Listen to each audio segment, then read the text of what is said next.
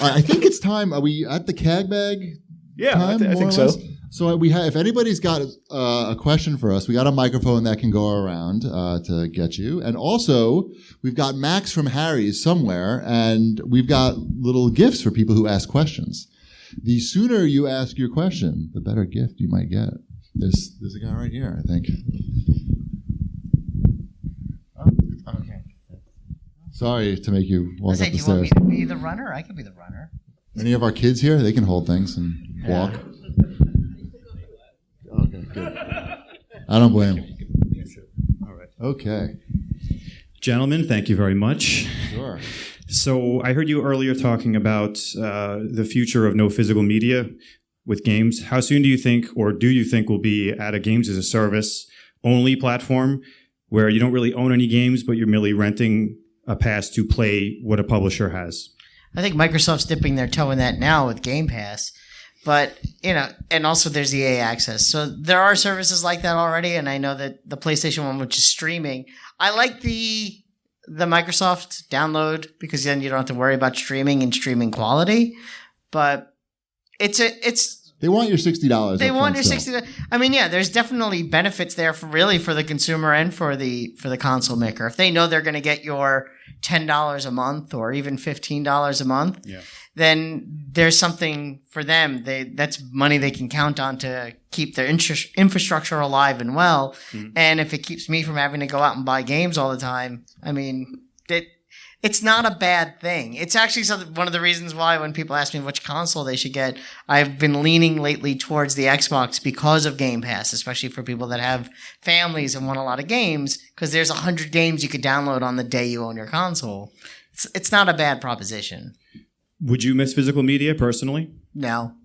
I don't sell back my stuff anymore. Shipwreck would. I don't buy a lot of physical. I like physical media, but I like it for the stuff that had it to begin with, I guess. Like, so if it went away, I wouldn't miss not having it. Like I bought Dead Cells digitally. Shipwreck has a Blockbuster video in his basement, so he really doesn't need any more physical media. Right, I'm kind of good. Is it kind of like a record album sort of thing? Like, back in the day with vinyl, those vinyl cases were so cool. The sleeve and the artwork, and there was a lot going on. And in the early NES days, even in the early Atari games, the box art was so cool. Now, is box art even a thing? Like when you're looking at a game for the PlayStation 4, are you looking at the box Only art to make fun of it for your collection, or is it more like CDs where it kind of just was a dying art form? It's not so much I think I appreciate the box art after time, like just because it's nostalgia, but I think a lot of it is just the feeling that I own something, like it has value after that. I think that's the main draw of it. I'm lazy. I just like to push the button and have the game go on. I'm a lazy guy. Yeah. Anytime. Who's next? Oh, wait, now we have like a microphone setup over here. All right. Hi, guys. We're over here. No, okay. we're over here. that was so many microphones. Fake out. Yeah. We're everywhere. Okay. It's a quick question. If any of you were in charge of Nintendo, how would you change it and make it better? We've actually had a lot of ideas. I don't know if it's going to make it better. We've only got 15 minutes to answer this question. One of the things that I always say, I'm going to say it again. I think that Nintendo missed a big opportunity by not going after educational software, especially with the Switch, because they've got all the characters, the cute characters that you can easily fit into like math games or phonics games. Nintendo loves to make, I don't want to say like whatever the opposite of they like to not spend money on software development. So these games are cheap. Parents would feel good about buying them for their kids. I think it's sort of a missed opportunity for them. I know like most of us don't care about playing educational games, but I think that's something that just makes a lot of sense and that they I think you'd wind up with like a U-Draw situation, and then you have a whole company. Well, software cheap to make a math game. Mario Math. Exactly. Yes, Bring it back. and the Donkey Kong Jr. Math. You charge you can charge like more than they're worth because it's Nintendo and they have the characters in it, and they put out a box of cardboard for $70. I know, and I see a lot of them in the store. And I bought that for Ty, and he didn't really care for it. It looks complicated. But But think about it. It fits their MO. I'm just surprised that they didn't do it. Shipwreck Fils-Aimé, what do you think? I just wish they would modernize a little bit. Not to get to the same level of like Xbox and PS4 graphically and hardware wise, but just the services part is they're leaving so much money on the table with the online and not putting their back catalog out. They just hold back way too much. They're trying to take the Disney approach, but it's not the right volume for it because they have so much more back catalog that they could just constantly be hitting us in the face with.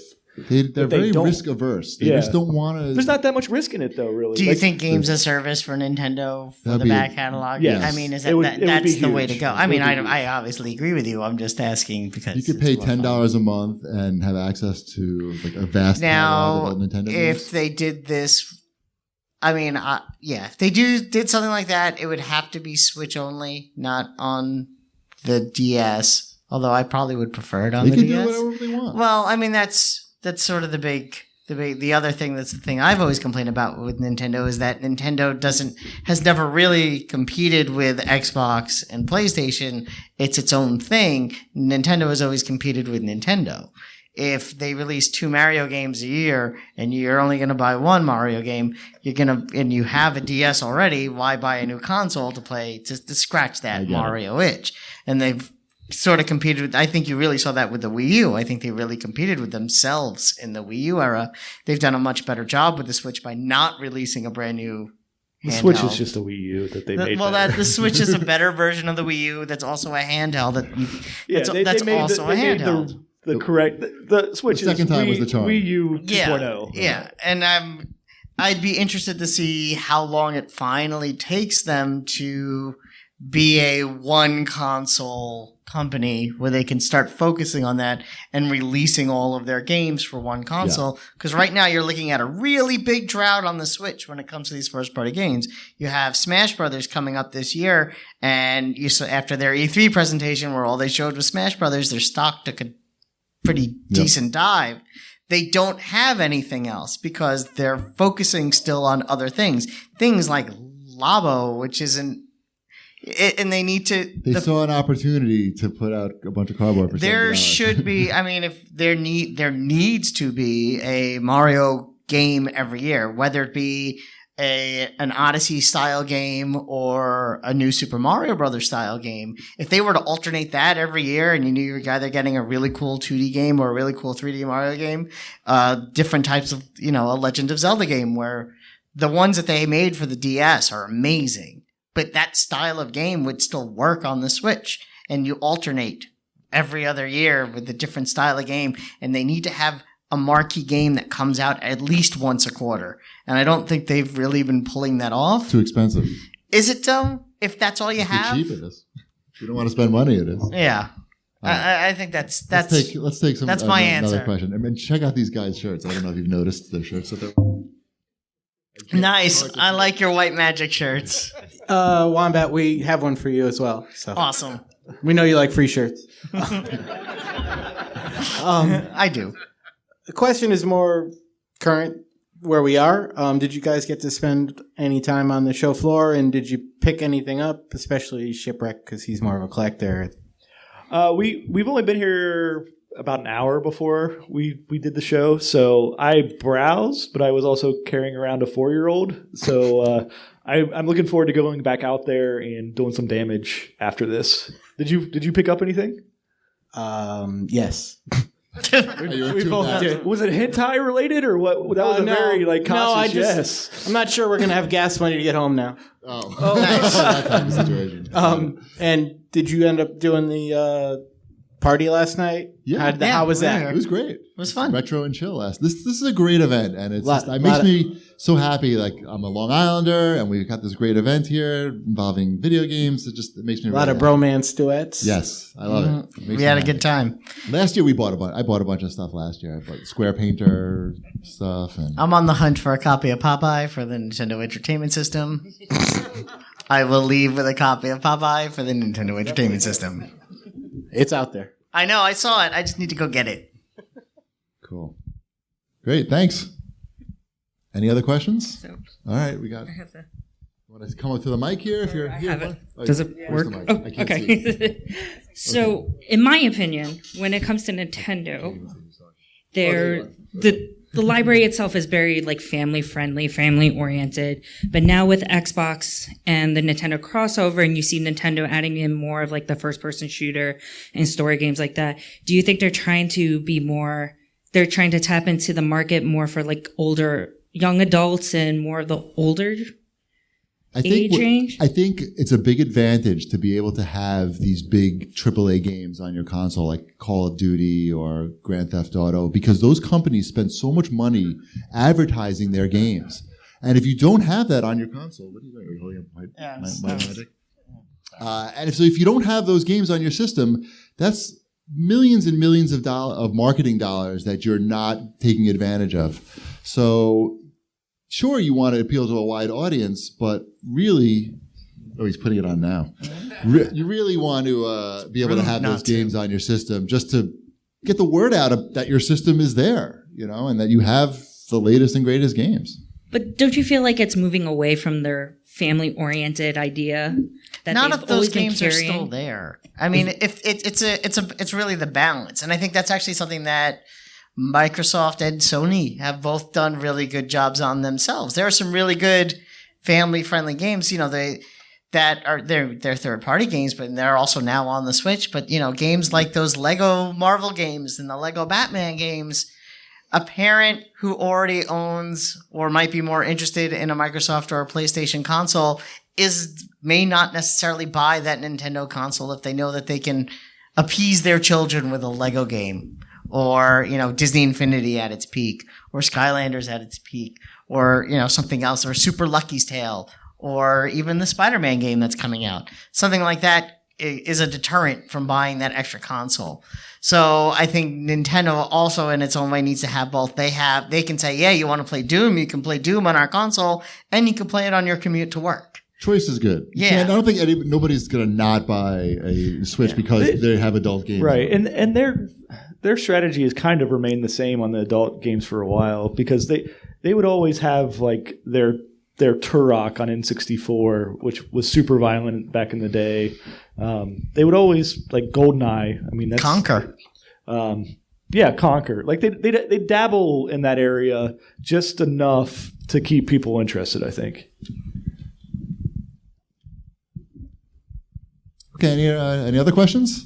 Okay. Can I just say, by the way, I want to say to you, the three of you, thank you for doing the podcast, because honestly, there are a lot of times that I'm going through a tough time that I listen to that podcast, and it's a must listen to. And I love your Twitter feeds. So again, I appreciate you being very active with that. I wish that I had a Target in Cincinnati like you do, that always seems to have the end cap greatest sales ever. So I just wanted to say that. And one final comment: the guy that runs the Twitter feed for Cheap Ass Gamer, yes, Thorban, is awesome. So I will let him know. So just tell him that. But I just want to say we're big fans of it. Thank you for I know it's not easy to keep the commitment of doing a podcast every single week, and I just want you to know that I really appreciate it. Thank you very much. Hi. Hello. Okay, I have a Mission Impossible based question. Okay. I don't know what that means. If we choose to accept it. Okay. Yeah. So you were saying how you like the movie and how it's action packed. Yes. But do you feel like they're recycling their old movies and making Tom Cruise the bad guy, and it's kind of becoming the same movie in a way as the other ones? They do, isn't it? It does seem like the plot of these movies often revolves around the fact that they think Tom Cruise is the bad guy. Yeah. Right? It does seem. I mean, I can't remember any of the previous plots from the Mission Impossible films. It's basically what you just said. It's probably all just that. So it doesn't really matter, though. At the end of the day, it's still surprisingly hard to put out a movie filled with good like stunts and action sequences. Usually, like something is wrong. Either the fighting doesn't look good, like the cuts are too bad. Do they blow up an aquarium? I find that those movies. The fight scene in the bathroom in that movie was maybe the best fight scene I've ever seen. I winced like visibly when the people started flying through the sinks. Does it make you feel bad that he didn't get a good Superman movie to be in? No. He was very good at that movie. Okay. All right. Thank you for answering my question. Thanks. Hello. Hi guys, I'm an exterminator. I drive most of the day, and you guys help keep me sane. Awesome. Oh, I thought he was here. No, I thought we were dead. I was like, I'm the exterminator. You guys had a good run. Yeah. So, guys, have any new poop stories? Poop stories? Anything? You got? I got nothing. I take Metamucil like 3 times a day. So things pretty much flowing good down there. I've been what is it? I was gonna say I'm like on 2 weeks of Nutrisystem now. So there's no poop. It's like nothing. It's dust. It's just, and I'm like, hey, I guess it's something happened. Something happened. Yeah, once you like almost pass out from pooping, or twice, 2 or 3 times, you really look at getting more fiber in your diet. It's the very good motivator for that. Thank you. You're welcome. Hey, how's it going? So I'm a big fan of retro games, I guess explaining why I'm here today and also to see you guys. And I do, a fair bit of stuff on. I have a Retro Pi and I enjoy playing old games on that. And this may be more of a shipwreck question. I know you own a lot of original hardware and I just kind of wanted to get your take on, is it a superior option? Is it worth the investment of, buying all the original hardware and all those, HDMI upscalers and all that stuff? And so if you have the room and the means to do it, it is better. You can tell the difference between playing on original hardware versus like a Retro Pi, which I have a Retro Pi and I enjoy playing on it as well. But there's just something off with the emulators. It's not as fluid. It feels. So if you were a college professor trying to teach your children, right, I would go get them the actual stuff. But not everybody can get go find this stuff. I mean, sure. And it's all deteriorating. He went through. You don't understand. He went through a huge effort to get all this stuff going. Like it's crazy the setup he's got there, and it had to be done with like a complete in conjunction with like a basement renovation. Because that was where part are you going of to put 30 machines and have them all hooked up to the same thing? Right. So, but if you have like a favorite like console, I would suggest go getting that one modded and ready for HDMI. You don't need 30. You don't need to start with 30 consoles. You can start. I started with 30, right. But I would just suggest going for one of them maybe, and it does play a lot better. What would you suggest that one be? I don't know what his favorite console is. I've seen the NES. They have that AVS, I guess, which is like a true you can actually put a card in. Is that they have that out here? I think. Yeah. Do you own that or? I don't own that because I already had RGB modded my NES, but I've heard great things about that one. Everybody seems happy with that. Very cool. Thank you. You're welcome. Okay. Thank you for coming here. Sure. Anyway, first of all, I'd like to say I was fascinated by Shipwreck's process in renovating his basement and creating his arcade. Well, his library basically. It's on YouTube if you want to. Yes. Check it out. Anyway, while I was on train ride here, I was listening to a podcast, Friendly Fire, about war movies, and this week's episode was about The Enemy Below, starring Kurt Jurgens and Robert Mitchum. And my question is, what are your favorite war movies? And do you have any favorite adaptations of those movies, or would you like to see a movie adapted into a video game? That's a good question. Okay, my favorite war movie, I have one. You didn't think I had one. I'm curious. Is Dr. Strangelove. That's a good war. That's a good war. It counts. It's hilarious and sad and scary at the same time. That's definitely my favorite one. I'm still thinking because there's a lot of good war movies. Even like in Cheapy's vein of like, if you want to go lighter, MASH is a really good war movie. Robert Altman's MASH. I know last week we talked about Popeye, so now we're going. Wait, that's a war movie? Wow, we really. No, I'm saying it's a Robert Altman. It's Robert Altman. Popeye he's a sailor. That was going to be my pick. He's in the Navy. No, Robert. I was going with a Robert Altman tie-in, but MASH is really good. I mean, even ones in Platoon, Full Metal Jacket on more Kubrick for you. Apocalypse Now is so good. That was going to be my pick. Didn't they make that into a video game? Or no? Did they? No, there's a Kickstarter. They did on. I thought there was an Apocalypse Now game on Xbox. Was there? I know there's a Full Metal Jacket game. For No, not A Full Metal shady Jacket. Kickstarter. Platoon. There's Platoon Yeah, on the definitely NES. Platoon games. Oh, I'm tapping again. Platoon on the NES. Commando. Does that count as a war movie? I mean, there's a game. I'm just thinking game. I like Deer Hunter. I like the Command as well. Yeah, that's a good movie too. But as far as what was it? Saving Private Ryan. Making a game out of one of these? Yeah. Saving Private Ryan, the game.